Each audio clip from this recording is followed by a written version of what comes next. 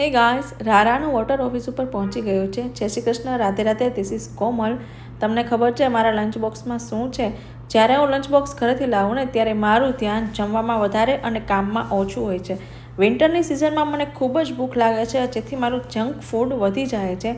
તો હું ઘરેથી લંચ બોક્સ લાવી છું. મારા લંચ બોક્સની અંદર મસાલા પીનટ છે, પૌવા છે અને પૌવાથી ભરેલા લાલ લાલ ટમેટા છે, જે મેં ઘરેથી બનાવીને લાવેલા છે. તમે જોઈ શકો છો કે કેટલી સ્પીડમાં મેં મારા પૌવા ટમેટા અને પીનટ ચાટ બનાવેલું છે.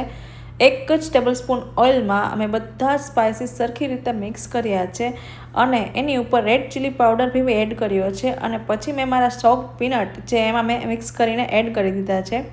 એની ઉપર મેં ગ્રીન ધાણા નાખેલા છે અને એમાં 1 ટેબલ સ્પૂન શુગર એડ કરેલી છે.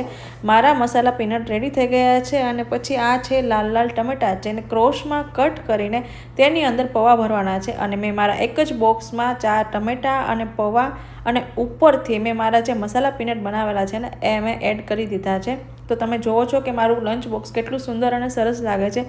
હવે ટર્ન છે પૌવા ટમેટા ટેસ્ટ કરવાનો. પૌવા ટમેટા ટેસ્ટ મેં કર્યા, બહુ જ સરસ છે અને એ મારા મમ્મીની રેસિપી છે. જ્યારે ટમેટાની અંદર પૌવા ભરવાના હોય છે ને ત્યારે પૌવા થોડાક સ્પાઇસી રાખવામાં આવે છે. Now turn is masala buttermilk, જે મેં પણ ઘરેથી બનાવીને લાવી છે. તમે જુઓ છો કે કેટલી સરસ મસાલા બટર મિલ્ક છે અને એ પણ મેં ઘરેથી બનાવી છે. તો એની રેસીપી પણ હું તમને બતાવીશ જરૂર. તમે જુઓ, મેં બોટલમાં ડાયરેક્ટ ગ્રીન ધાણા જીરું, સોલ્ટ, બ્લેક પેપર બધું એડ કરીને ઉપરથી મેં ડાયરેક્ટ જ એમાં બટર મિલ્ક એડ કરી દીધું છે. જો તમને મારો વિડીયો ગમ્યો હોય તો લાઇક, શેર અને સબસ્ક્રાઈબ કરજો. બાય.